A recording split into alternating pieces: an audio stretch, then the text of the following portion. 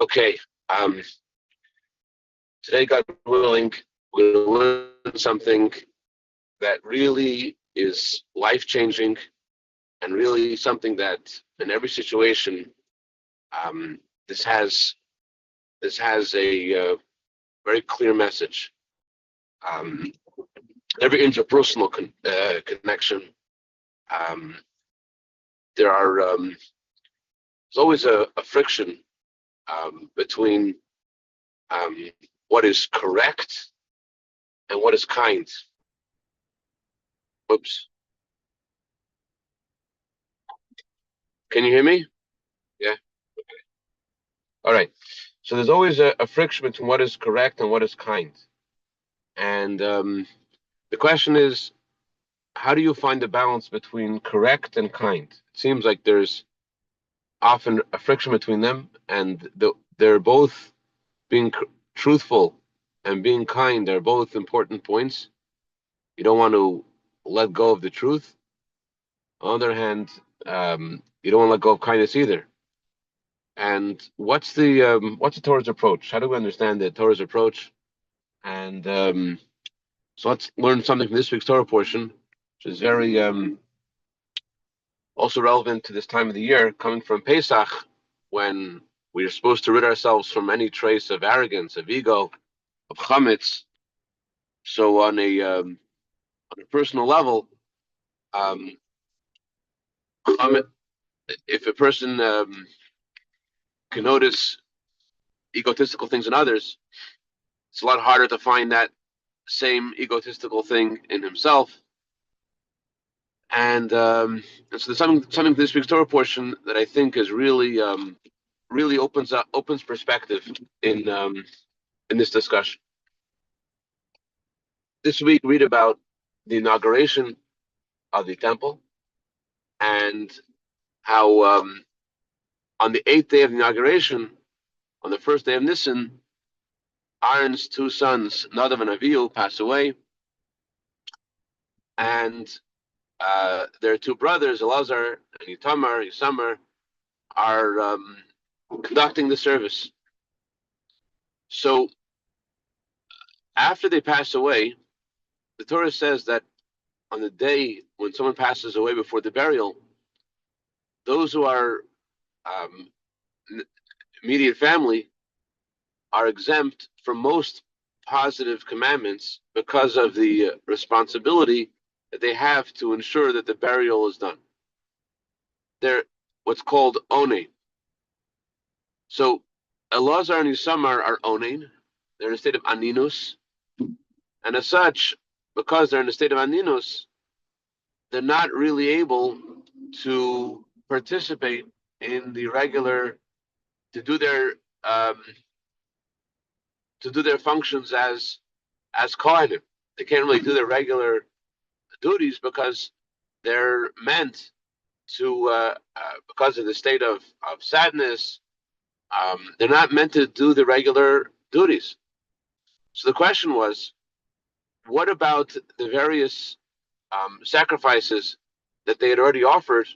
Should they partake and eat of those sacrifices? The Kohen doesn't only serve Hashem by offering sacrifices in the altar. The very consumption of a Kohen of the various sacrifices is also considered a service of Hashem. But if you're an onein, if you're in that state of mourning or that intense state of mourning before the burial, they should have been prohibited to participate in the midst of eating the sacrifices, or not. That was the question.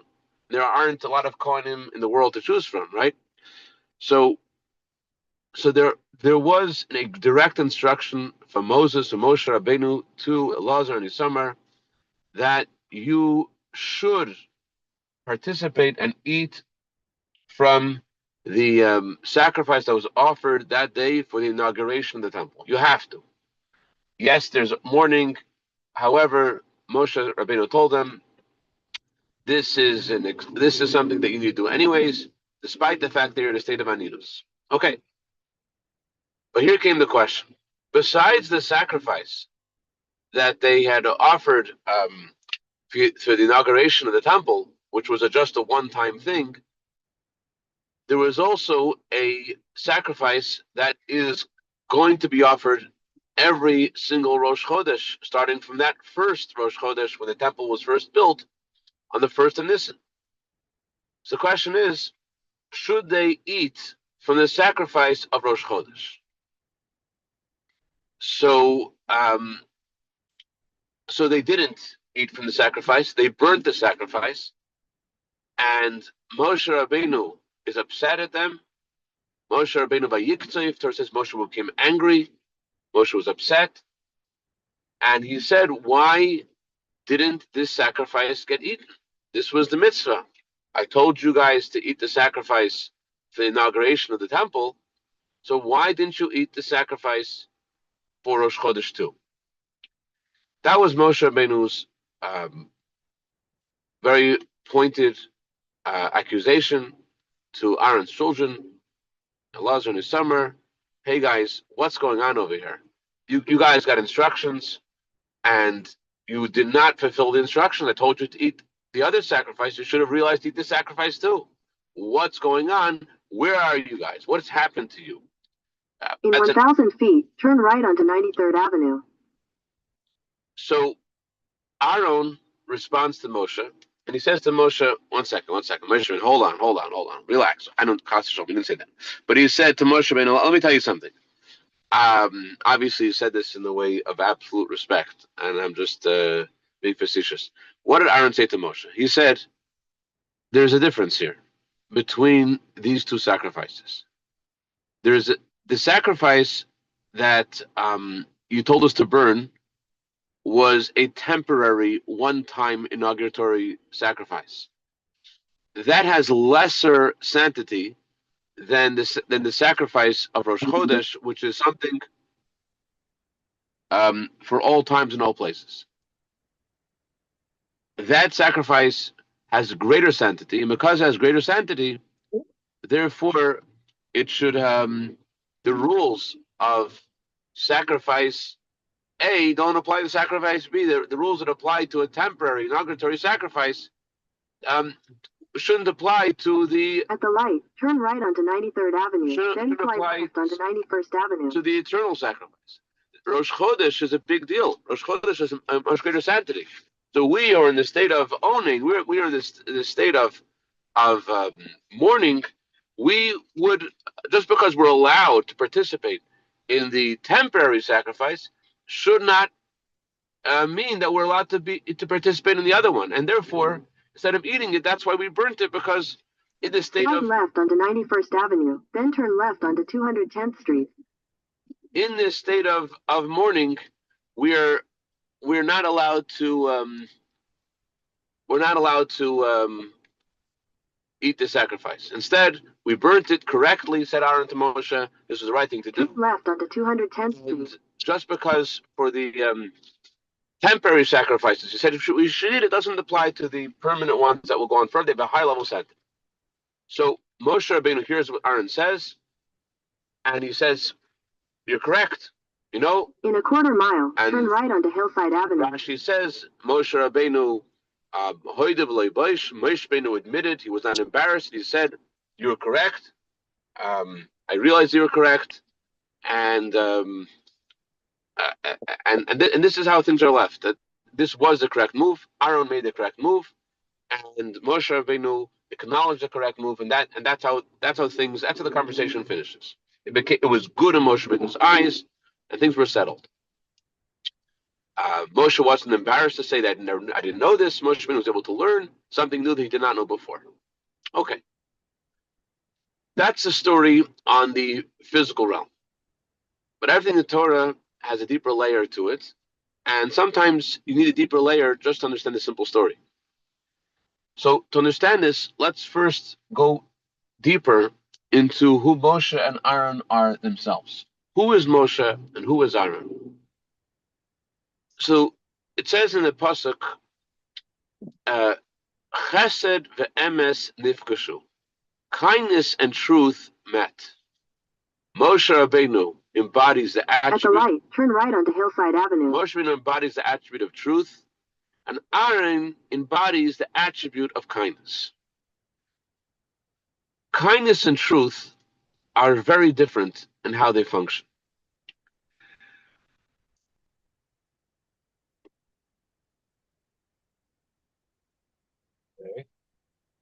This is important to give this preface because the story is missing something. What Aaron said, Moshe could have figured out himself.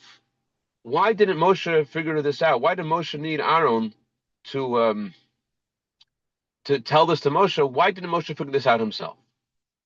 And the answer is that it has to do with the characteristics of who Moshe and who Aaron are, and because of this, we'll see why Moshe had a different opinion originally, and yet as soon as Aaron said this, he accepted it. It seems like he knew about this idea before, yet he didn't accept it. And when Aaron said it, he accepted it. There's something missing from the story. So we have to go deeper to know who Moshe and Aaron are. So Moshe is the attribute of truth, Aaron is the attribute of kindness. There's a mimer of the previous Rebbe in 800 where feet, he talks turn about left onto 212th Street. The city of truth.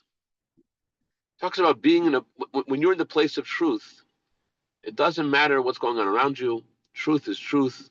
Truth doesn't change in any place, in any circumstance, in any time. Truth is truth. And the previous Rebbe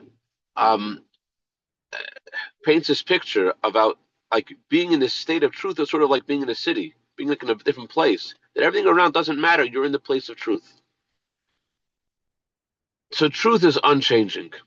Truth is about the reality of an objective reality. It's eternal. On the other hand, kindness is very different. Kindness is not about the objective reality, the unchanging objective reality. Kindness is about what the recipient needs. Kindness is about looking at the circumstance and the place and the time and the individual and thinking about who they are and where they are and what's going on in their life. And kindness, unlike truth, is always changing.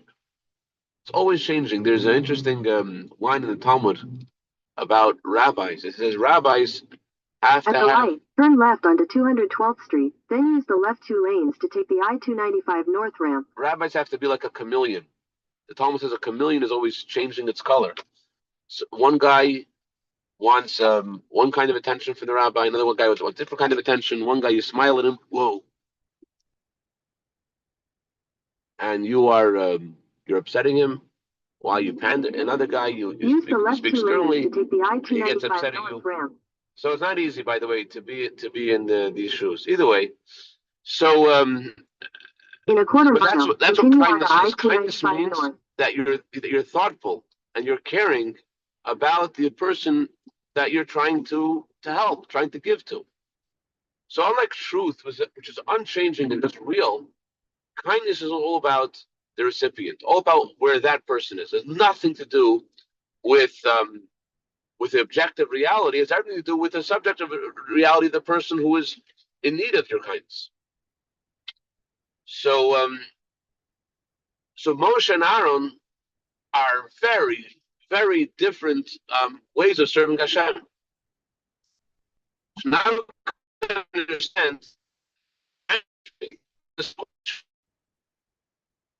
Here is a temporary sacrifice. Should the laws of temporary sacrifice have the same rules as sacrifice?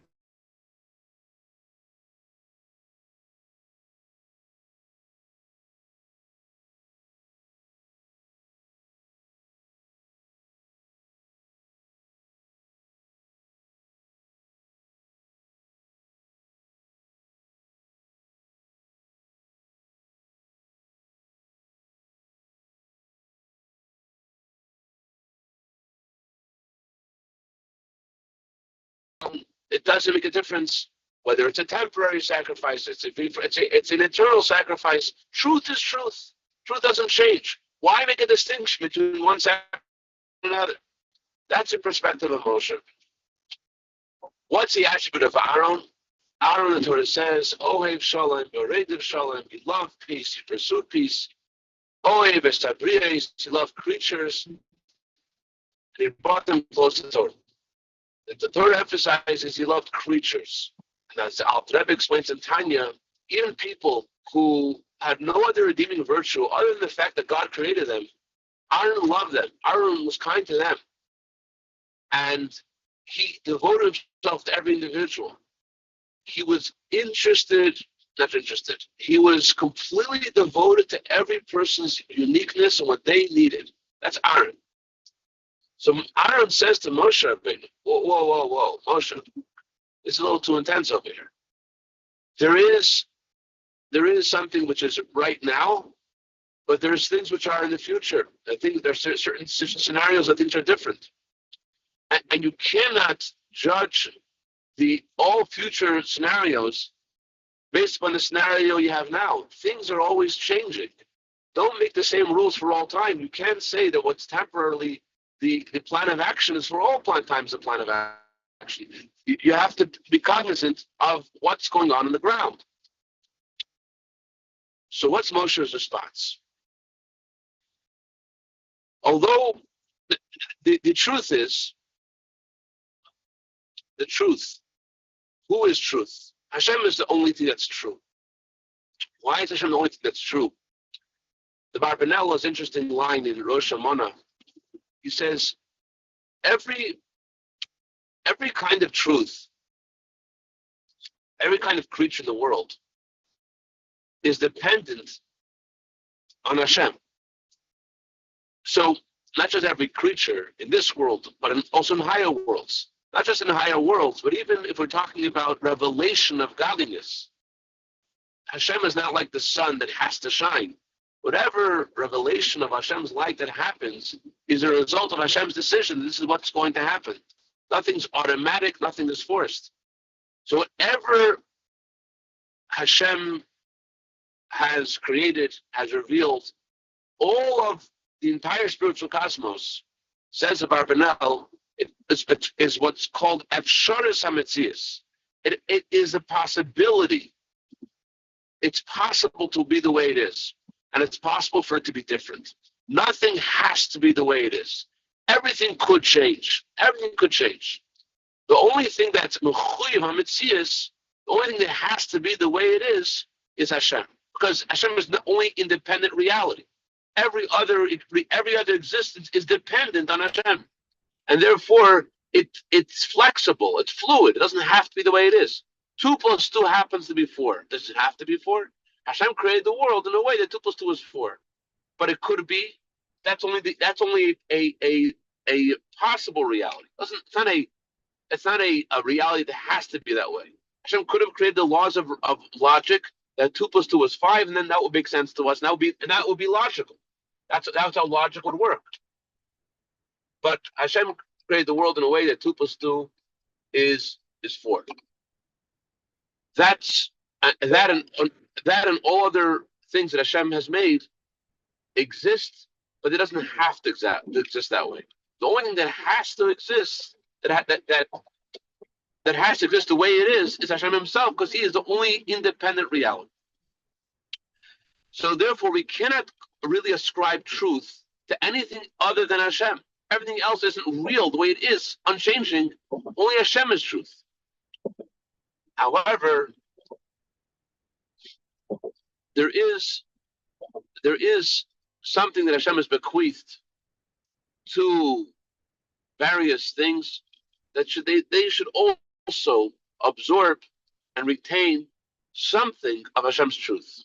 Although indeed truth is something which is in the realm of the divine, however, Hashem has given a little bit of His light of truth to creature, to various things. So a person can latch on to Hashem's truth, and Moshe Rabbeinu recognized this. Let's say it this way: in the Mishkan, the tabernacle, there were there were walls surrounding the tabernacle, and within the walls, within the holes that served as the walls of the tabernacle, there was a hole that went through a hole in the various holes, but in the various boards, the crushing that the pillars within the pillars that surrounded all sides of the tabernacle, a pole thread through them. 3 levels. There was a hole in 3 levels of the pillars, and in that hole, a pole went through that hole. 3 different poles. So it says these 3 different poles correspond to our patriarchs Abraham, Isaac, and Jacob. The middle pole, going through the middle of the pillars, corresponds to Yaakov.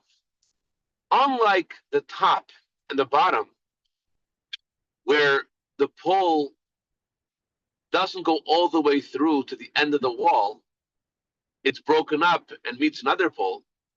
The pole in the middle goes all the way straight through. So that's because Yaakov, the middle, is connected to truth, and truth is something which is in every level. In other words, there isn't just one. Although I just said before that the real truth only belongs to Hashem, but Hashem also gives some truth to mankind as well. Like it says in Tanya, the Alter Rebbe is talking about different levels of love of Hashem, and he talks about people who their love of Hashem doesn't last. They feel love for Hashem during davening, and it goes away after davening. And the Alter Rebbe says, can we call this truth? It goes away. And the Alter Rebbe says, I call their love for Hashem in their prayers sfas emes. In a quarter mile, keep right to continue on I-695 North. Follow signs for I-95 North, New Haven. It's not absolute truth, but it's also not a lie either. It's something of truth. It's something that of truth that's there as well. It's not the highest level of truth, but Hashem gives a person the ability to connect truth on his level. That's also right, truth. To continue on I-695 North. Although it's not absolute truth, it's also truth. So this is why Aaron continue on I-695 maintains North for 1.5 miles. He said, Aaron is the attribute of kindness. And he's saying to Moshe Rabbeinu, when we're talking about all of history, we're talking about the entire future, you need kindness to help everyone find their truth on their level. You need kindness. You can't just say that everyone has to be on the same level all the time. You have to recognize the truth of each person, where they are. That's also truth.